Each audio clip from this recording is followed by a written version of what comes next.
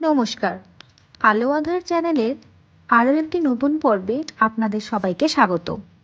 আজকের নিবেদন স্বামী বিবেকানন্দের অমৃত বাণী সংকলনের তৃতীয় পর্ব।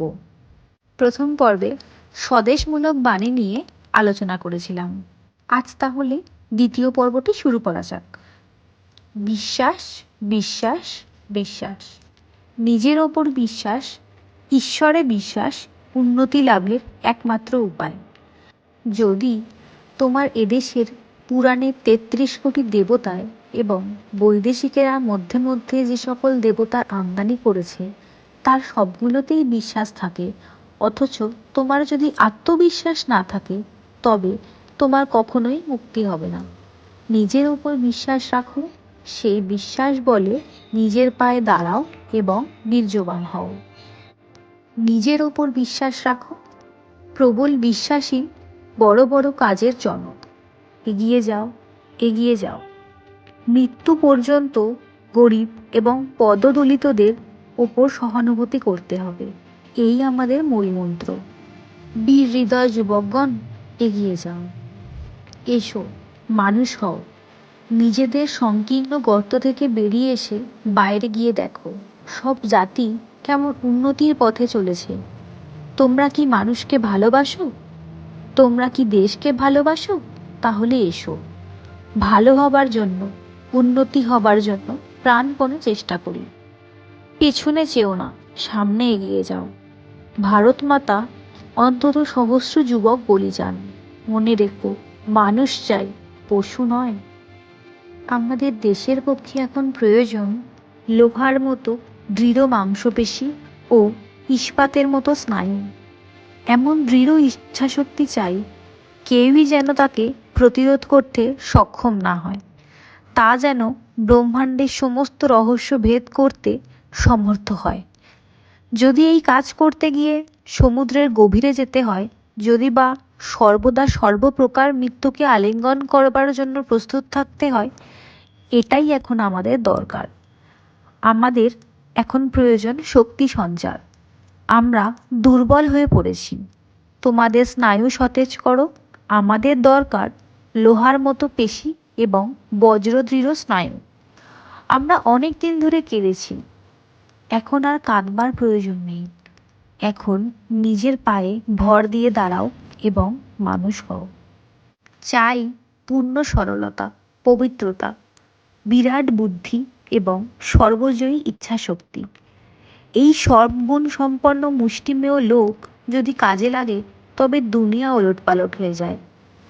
চরিত্র গঠনের জন্য ধীর এবং অবিচলিত যত্ন এবং সত্যকে উপলব্ধি করার তীব্র প্রচেষ্টাই শুধু মানব জাতির ভবিষ্যৎ জীবনের ওপর প্রভাব বিস্তার করতে পারে। দুর্বল মস্তিষ্ক কিছু করতে পারে না। আমাদের সবল মস্তিষ্ক হতে হবে। আমাদের যুবকদের প্রথমে সবল হতে হবে, তারপর ধর্ম। হে আমার যুবক বন্ধুরা, তোমরা সবল হও। তোমাদের কাছে এই আমার বক্তব্য। গীতা পাঠের চেয়ে ফুটবল খেললে তোমরা স্বর্গের আরও কাছে যাবে। তোমরা হাজার হাজার সমিতি গঠন করতে পারো, 20,000 রাজনৈতিক সম্মেলন করতে পারো, 50,000 শিক্ষালয় স্থাপন করতে পারো। এসবে কিছুই ফল হবে না যতদিন না তোমাদের ভিতর সেই সহানুভূতি, সেই প্রেম আবির্ভূত হয়, যতদিন না তোমাদের ভিতর সেই হৃদয় জাগ্রত হয়, যে হৃদয় সকলের জন্য অনুভব করে। ভেবো না তোমরা দরিদ্র, ভেবো না তোমরা বন্ধুহীন। কে কোথায় দেখেছে টাকায় মানুষ করে? মানুষই চিরকাল টাকা করে থাকে। জগতের যা উন্নতি, সব কিছু মানুষের শক্তিতে হয়েছে, উৎসাহের শক্তিতে হয়েছে, বিশ্বাসের শক্তিতে হয়েছে। জাগো, জাগো। দীর্ঘ রজনী প্রভাত প্রায়, দিনের আলো দেখা যাচ্ছে। মহা ঢেউ উঠেছে, কিছুতেই আর এর গতি রোধ করতে পারবে না। বিশ্বাস, শ্রদ্ধা আর ভয় পেও না। সবচেয়ে গুরুতর পাপ ভয়। ওঠো, জাগো। যতদিন না লক্ষ্যে পৌঁছাচ্ছ, ততদিন নিশ্চিন্ত থেকো না। ওঠো, আর একবার ওঠো। ত্যাগ ছাড়া কিছুই হতে পারে না। অন্যকে যদি সাহায্য করতে চাও তবে তোমার নিজের অহং আগে ত্যাগ করতে হবে।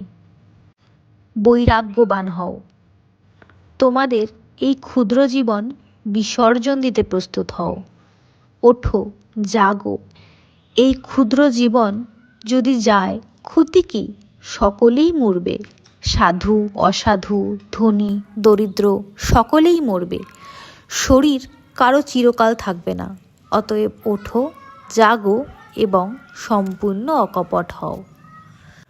কাজের সামান্য আরম্ভ দেখে ভয় পেও না। কাজ সামান্য থেকেই বড় হয়ে থাকে। সাহস অবলম্বন করো। নেতা হতে যেও না, সেবা করো। নেতৃত্বের এই পাশব প্রবৃত্তি জীবন সমুদ্রে অনেক বড় বড় জাহাজ ডুবিয়েছে। এই বিষয়ে বিশেষ সতর্ক হও, অর্থাৎ মৃত্যুকে অবধি তুচ্ছ করে নিঃস্বার্থ হও এবং কাজ করো। এগিয়ে যাও, প্রভু তোমাদের নেতা। পেছনে তাকিও না। কে পড়ল দেখতে যেও না। এগিয়ে যাও, সম্মুখে সম্মুখে। এইভাবেই আমরা এগিয়ে যাব। একজন পড়বে আর একজন তার স্থান অধিকার করবে। আজকের ভিডিও এই পর্যন্তই। পরবর্তী পর্ব দেখতে চাইলে চ্যানেলটি সাবস্ক্রাইব করে রাখতে পারেন। ধন্যবাদ।